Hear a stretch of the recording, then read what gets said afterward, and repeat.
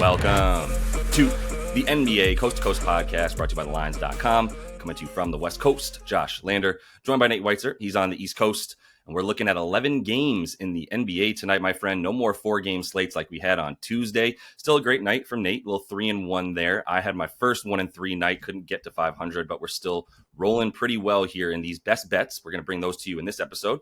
Also got play up props up in a separate one, so make sure to go ahead and subscribe to that page, like the video if you would, and continue to follow along all season.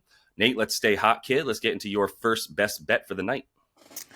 Yeah, I like these ones as well. Atlanta at Washington, and it's up to you how you want to play this. It's pretty much the same idea, but Atlanta team total over 118.5, I think is the preferred bet, and then them to cover the spread minus 4.5.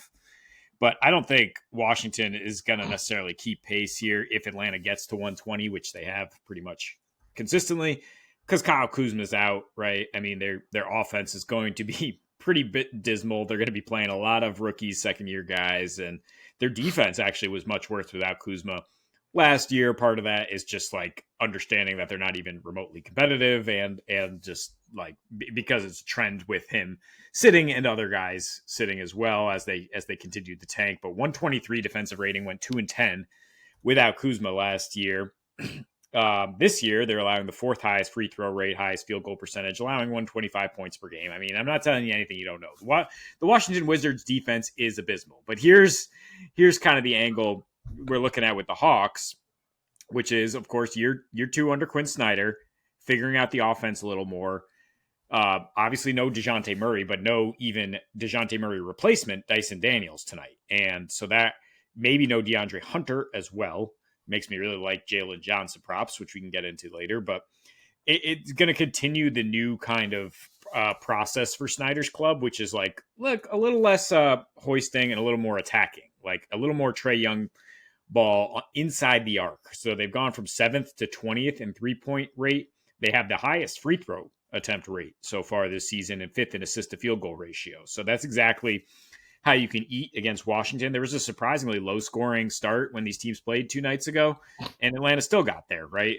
And they lost, but now they can kind of carry that over into a win, probably an over. They were 60% to the over after a loss last year. They were 4-0 to the over this year, and only OKC has really held their offense down in a 4-game sample. But, I mean, look, this ain't the This ain't the Thunder defense. This is maybe, I think we can at this point say the Wizards and the Jazz are the worst teams in the league, at least through the first couple weeks. So let's just keep attacking those teams.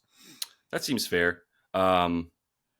Because Brooklyn took Denver to overtime. So we can't talk too much trash on Brooklyn right now. They also have played well so far. That would be the other team, the other candidate, and also Portland. So 2 of the bottom 4 teams that we expected. 2 of them are playing pretty well. Portland playing all right, and so are those Nets. So I agree with you.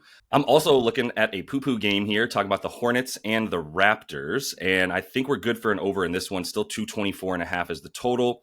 I understand that this isn't necessarily 2 world-beating offensive clubs, and I also understand that Toronto's playing without everybody, which I'll get to in just a minute as well, because I like a couple props as a result of that. But 224.5 for 2 teams playing very fast, 6th and 9th in terms of pace this season, and that's what we expect. Toronto is going to be essentially the Wizards style of, well, we can't stop you, and we certainly can't necessarily outscore you in the half court. So we'll just try to run as fast as we can and get there before there's other defenders in the way to stop us in transition.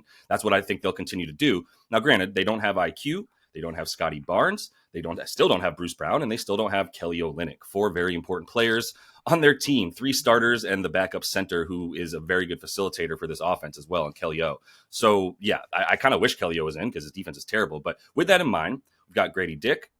We've got Ochai Agbaji. We've got a little bit of Davion Mitchell. Those are the 3 guys I wanted to call out coming in.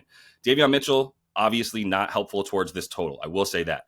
Agbaji and Grady Dick, very helpful to this total. Essentially 2 dudes that are very good on offense and do not try very much on defense. It's just that simple. I mean, Grady Dick's trying. I don't know how if he's big or quick enough to be able to guard the guys that he's needing to guard on the wing. I know he's not. So he's going to have to figure that out, playing as sort of a tall 2 to guard. But either way, I think with LaMelo in, you look at what he's doing this season when LaMelo's on the floor, that pace for the Hornets gets pushed all the way up as well, up to about 101 in those instances. So his on-off stuff is pretty incredible. They're just not an offense without him on the floor. So I expect him to continue to play that many big minutes. This is one of these winnable games for them that I expect them to come out and play that fast. You look at last season with LaMelo, they put up about 232. In the other 3 games without LaMelo, looking at an average closer to about 226. Still gets you over the 224.5, but I just think LaMelo's impact on this offense is so big that this is going to be an over 224.5 tonight. Yeah, but I mean, it sounds like you're leaning towards the Hornets carrying this to the over. So maybe you are leaning towards the Hornets covering. You know me so well. the Raptors are pretty bare bones here. I mean, I can do the reveal that you're going to go RJ Barrett props in the prop video. So maybe, like, if there's any chance of them keeping pace in this, it's because RJ is carrying this offense. Because, like, yeah, man, this is a thin roster right now. Yeah. Hornets, can have some fun here because they do have the Celtics home back-to-back, which the NBA has started doing on Friday and Saturday. So they can take that whooping later. But, I like what they're doing with LaMelo. And I'll just say, too, because I agree with you, RJ Barrett to get some points with a Hornets money line play, going to get a little bit negative correlation on a parlay like that. Yeah, I like that. I mean, the Raptors are pretty bad, and missing Barnes is huge for them on both sides. So, let me take Orlando at Chicago. I like the Magic money line and the under here. If you want to split the unit between that and just the under, go for it. But I guess I'm just I'm thinking there's no way this game goes under and Chicago wins it. I just don't trust them to win that style. They're playing fast, they're playing through Josh Giddey, and they're hoisting threes. And I don't think that approach is going to work very well against this Orlando Magic defense, which, like I said, has been kind of head-scratching since they just dominated Miami in their opener.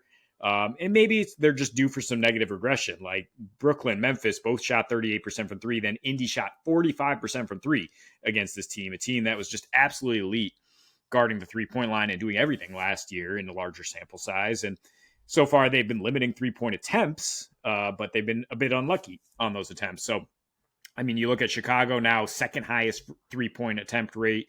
And I think if they don't get those attempts up, they're going to really struggle to score on the interior against this team. I mean, Giddey has been spraying the ball around, but Orlando shuts down assists, especially to point guards, right? And I think some of the totals that we've seen from the Magic so far are due to kind of an insanely high free throw rate for them, where they've been able to get like 38 plus attempts, and that kind of stuff will normalize. Chicago has been limiting free throw attempts thus far. And I mean, we saw their defense, the Magic, that is kind of right the ship, right? Holding Indy to just 17 points in the fourth quarter in their last game. So I think some of that carries over. Even when these guys got hot, like Paolo has not really had any good games against Chicago, but look, Franz had 2 really good games. The under still hit in overtime against this total, which I don't know if I said up top was 228 is our total here. That's what we're trying to get under. And with the Magic money line, that would get you plus 165. So nice return there. And yeah, it just hasn't hit at all when these teams have played. I know the Bulls are playing faster and shooting more threes, but I think I've explained why that's not necessarily going to help them in this matchup. Yeah, I think so too. I have no faith in Chicago this season. I think Chicago is essentially, if they want to be, they're essentially just auditioning all these players for moving them. There's not much. I mean, I don't know why Pat Williams has as much money as he has. I don't understand the construction of this roster at all, unless it's just to have players that you can move to start all the hell over, which they should have done 10 years ago. But we moved past that. I do think that the Magic, though, by the way, Franz didn't play. It was such a tease. It was such baloney because I liked an under for Jalen Suggs in the last game against the Pacers. Franz comes out, plays 5 minutes, and then is too sick to go. So everybody who might have bet on Franz lost. I didn't bet on him, but the point is he screwed the Suggs bet. And it skews what we saw from the Magic so far this season in the young season with Franz not being 100% because he was vital to that victory against Miami and was looking really good in game 2 as well. So tough loss to Memphis, I will say, but like I'm not worried about it. It's one of those moments where I think we're a little too high. We went a little too far on the Magic coming into this season, going, oh, they're top 2 seed in the East, and it's like, no, a top 2 seed in the East would have gone into Memphis both on a back-to-back, and they would have put up a much better fight in that game. I don't think they're there yet. They're still a little bit young, but Chicago is terrible, and I think they're going to be a train wreck. And I think you take the Magic for sure, their ability to stop them as well. So let me go to what should be a fun game. It's usually fun when the Lakers and Cavs come together. I got a little SGP for you. You know, I've been looking for these negative correlations when a guard is likely to score and not assist, or vice versa. But I'm taking DG, the PG, Darius Garland, 20 plus points. He's at an 18.5 core line. So if you want to just take the core line, it's still a very nice bet. I juiced it up for 1 point, 20 plus points and under 6.5 dimes for DG, the PG, plus 262 on DraftKings with a little half unit there. I know that the Lakers, I'm loath to call them a bad defense. I know they're 20th in defensive rating. They're 19th in limiting assists to the opponent, but I'm still wary to just call them a bad defense. They're a bad up top defense because D'Angelo Russell starts for them and Austin Reeves is also playing some too. Now, D'Lo is questionable and might not play, which means we'll probably see some more Gabe Vincent and Max Christie, both much better defenders than D'Lo. But I don't really care. I still think DG is going to have his way and has already shown, like, to me, if we're guessing what's going on behind the scenes in Cleveland, the conversation with DG and with Mitchell is y'all just do your thing. We don't need to, like, we have 2 very good dudes to break defenders down off the ball. We don't have to run Warrior style, the ball finds energy. We can run like 2 dudes just dominate the offense and play off of each other as opposed to like with each other. And I think that'll continue to be the case because you see them not assisting at all.